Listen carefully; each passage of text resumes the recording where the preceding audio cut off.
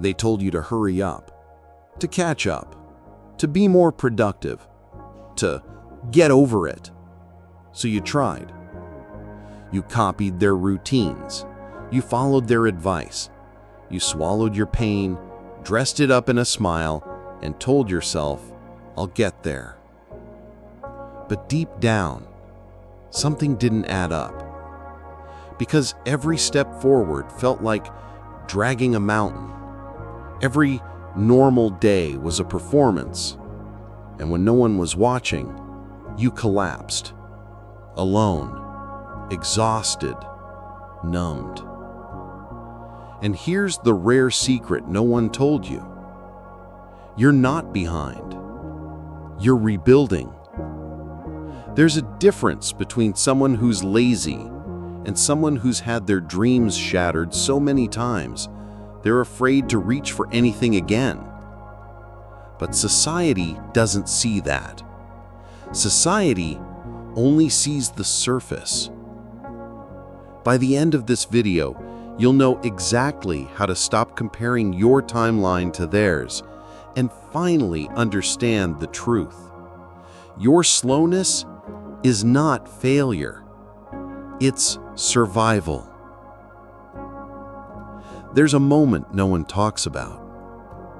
That moment when you wake up and everything hurts. Not physically, but mentally. Like your brain weighs 300 pounds. Like simply existing is effort. You stare at the ceiling, already exhausted. And all you've done is open your eyes. That's not laziness. That's burnout. That's trauma. That's the cost of fighting silent battles in a loud world. And yet, they tell you to just try harder. They look at your stillness and see weakness, but they don't see the storms you're holding back inside. Here's what they never understood. Healing looks like failure. It looks like staying in bed when you should be working. It looks like saying no to things that used to excite you. It looks like disappearing, retreating, crying over nothing, sleeping for 12 hours, and still waking up tired. But it's not weakness. It's your body catching up. Your nervous system rebuilding itself. Your soul stitching itself back together, thread by fragile thread. This is what rebuilding looks like, and it's invisible to everyone except you. And the worst part? You start to believe them. You start to think, maybe I am lazy, maybe I am weak, maybe I really am falling behind. But let me tell you something brutal and beautiful. You've been sprinting through invisible fire for years. You showed up when your chest was caving in.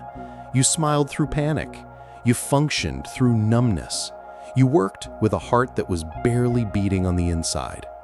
You survived things that would have broken others. And yet, you still think you're behind. No, you're not behind. You're healing from being in survival mode for too damn long. When you've been at war with yourself, rest feels wrong. Silence feels loud. Peace feels like a trap. So of course, slowing down feels like failing. You've never been taught how to pause without shame. You've only been taught how to produce, how to impress, how to perform. And it's killing you. But here's the truth. There's nothing noble about destroying yourself for the comfort of others. You don't owe them proof that you're trying. You don't need to explain why you're tired. You don't have to justify your quiet seasons. They're not meant to understand. They never saw what it took just to survive this far. You did. And even if no one claps, even if no one notices, even if you wake up every day and it feels like nothing's changing, you are rebuilding. And that is sacred. The hardest part of rebuilding isn't the pain, it's the silence. Because healing doesn't come with applause. No one throws you a party for finally getting out of bed. No one celebrates the day you almost broke down, but didn't. No one sees the private victories. So you start to wonder, does it even count if no one notices? Yes, it counts. It counts even more. Because healing is the most honest thing you've ever done. There's no pretending, no shortcuts, no audience. Just you facing yourself.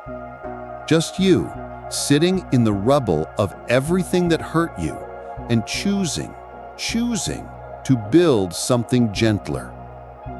That kind of strength is invisible. That kind of courage doesn't look like Instagram. It doesn't fit in a productivity chart. It doesn't win awards. But it saves lives. It's what keeps you breathing when your lungs want to stop. It's what gets you through one more minute when even a second feels too long. It's what holds you together when no one else knows how to. You don't need a 10-step plan.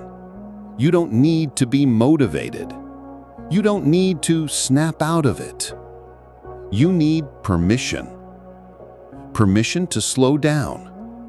Permission to feel. Permission to rebuild without guilt. This is your season of quiet strength. Not failure, not falling behind, but foundation. You weren't meant to keep up with people who never had to start over. You weren't meant to race with those who didn't lose years to survival. Your journey was never going to look like theirs, and it shouldn't. Because what you're building isn't surface-level success. You're not chasing status. You're chasing stability, peace, wholeness. That doesn't come fast. It doesn't look glamorous, but it's real, and it's yours. And one day, without even noticing it, you'll wake up and realize you're breathing easier. Your mind isn't as loud. You're not afraid of silence anymore. You're not pretending. You're actually okay. And you'll look around at the life you've created. Not one you copied to please people, but one that feels like home in your nervous system, in your skin, in your soul. But that day doesn't arrive by force.